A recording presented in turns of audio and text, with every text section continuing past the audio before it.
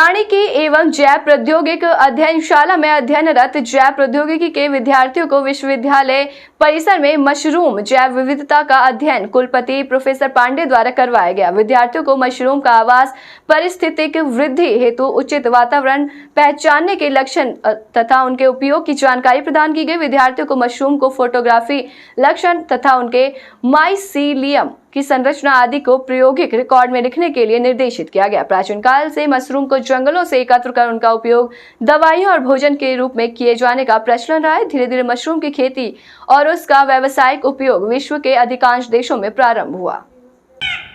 Mushroom के बारे में अभी माननीय कुलपति जी ने जो संदेश दिया अपने आप में महत्वपूर्ण है।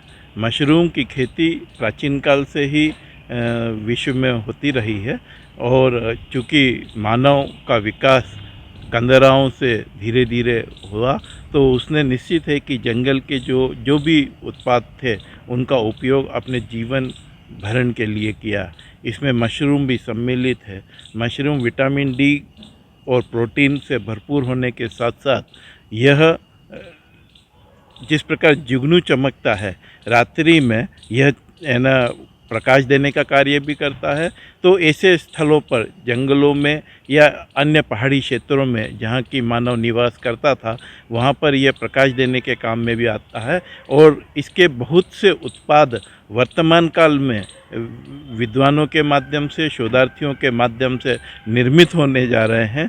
ऐसे समय में विक्रम विश्वविद्यालय के विद्यार्थी विशेषकर माइक्रोबायोलॉजी और जियोलॉजी से संबंधित जो विद्यार्थी हैं वह इस परिक्षेत्र में पाए जाने वाले मशरूम की प्रकृति को लेकर उत्साहित हैं और उसमें नया शोध करने के साथ साथ उसके उत्पादों को बाजार तक लाने के लिए क्या संभव हो सकता है वह प्रयासरत है। जय हिंद।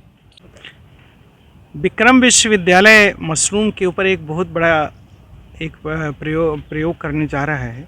एक बहुत ही बड़ा प्रोजेक्ट इस पर विद्यार्थियों को मिलकर के अभी भारत सरकार को भेज रहे हैं, जिसमें अभी तक ये देखा गया है कि मशरूम को केवल खाने के योग्य जो मशरूम होते हैं उन्हीं का उत्पादन किया जाता था और उसका फ्रूट निकाल करके और उसकी जो खाद रहती है उसको उपयोग में ला देते थे।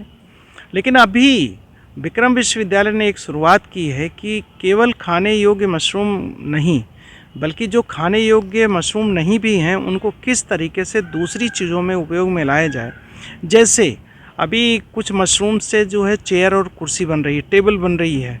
टेबल इसमें मोल्डेड जो यदि सक्सेस हो जाता है तो जो मोल्डेड चेयर है उसकी जगह जो है मशरूम के चेयर और कुर्सी बनेंगे। इसी प्रकार आजकल इसके शूज भी बना रहे हैं, नॉन वेजिटेरियन लेदर। यदि नॉन वेजिटेरियन लेदर इससे बनता है तो बहुत सारे एनिमल सेक्रीफाइस होने से बच जाएंगे और पर्यावरण भी सुरक्षित रहेगा। इसलिए अब वेजिटेरियन लेदर बनाने की प्रक्रिया भी अब विक्रम विश्वविद्यालय शुरू कर रहा अपने विद्यार्थियों के माध्यम से। इसी प्रकार जो आजकल ग्रीन बिल्डिंग का कंसेप्ट चल रहा है, ग्रीन बिल्डिंग में जो इंसुलेटर लगते हैं, मान लो बिल्डिंग का जो पुरानी बिल्डिंगों से जो इंसुलेटर निकलता है तो तार को अलग करने के लिए जब उसको जलाते हैं तो उसमें बहुत जहरीली गैस बनती है। इसलिए अब ये भी एक प्रयोग करने जा रहे हैं कि उससे जो है इंसुलेटर बनाएंगे और ख़ास तौर से एक जो जितने मेडिसिन वगैरह लिक्विड जो मेडिसिन होती है उसको जो पैकिंग करते हैं बॉटल की तो उसमें थर्मोकोल यूज़ होता है और थर्मोकोल बहुत डिग्रेडेबल नहीं होता है। तो मशरूम से थर्मोकोल जैसा पदार्थ बनाने मतलब उसके जैसा ही मटेरियल बनाने की प्रक्रिया चल रही है, उसको भी हम लोग विक्रम विश्वविद्यालय में लागू करेंगे। इसी प्रकार अभी जो है नासा मार्स पे जो है चंद्रमा पे जो बिल्डिंग बनाने जा रहे हैं वो मशरूम के ब्रिक्स बना रहे हैं। तो यदि मशरूम के ब्रिक्स बनते हैं तो उससे जो है पर्यावरण में जो एनर्जी है जो जलाते हैं वो सब खत्म होगा, पर्यावरण से नुकसान नहीं होगा।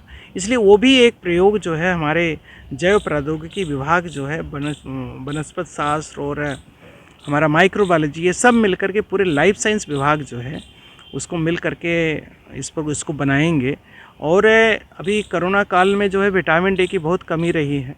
जो वेजिटेरियन होते हैं उनमें विटामिन डी की कमी को पूरा करने के लिए इसमें वेजिटेरियन मीट भी कुछ हमारे नए बच्चे जो है भारतवर्ष में बना रहे हैं, उसको भी विक्रम विश्वविद्यालय अपने विद्यार्थियों के बीच में प्रयोगात्मक शुरुआत करने जा रहा है, जिसमें वेजिटेरियन मीट बनाएंगे।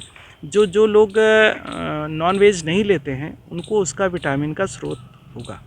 अभी हमारे रजिस्ट्रार महोदय जो है वो एक एंशियंट हिस्ट्री के बहुत बड़े प्रोफेसर हैं, बहुत उनका जो है हमारा आर्कियोलॉजिकल पे काम है, वो भी इसमें पूरी तरीके से सहमत हैं और वो भी अपने विचार इस पर रखना चाहेंगे।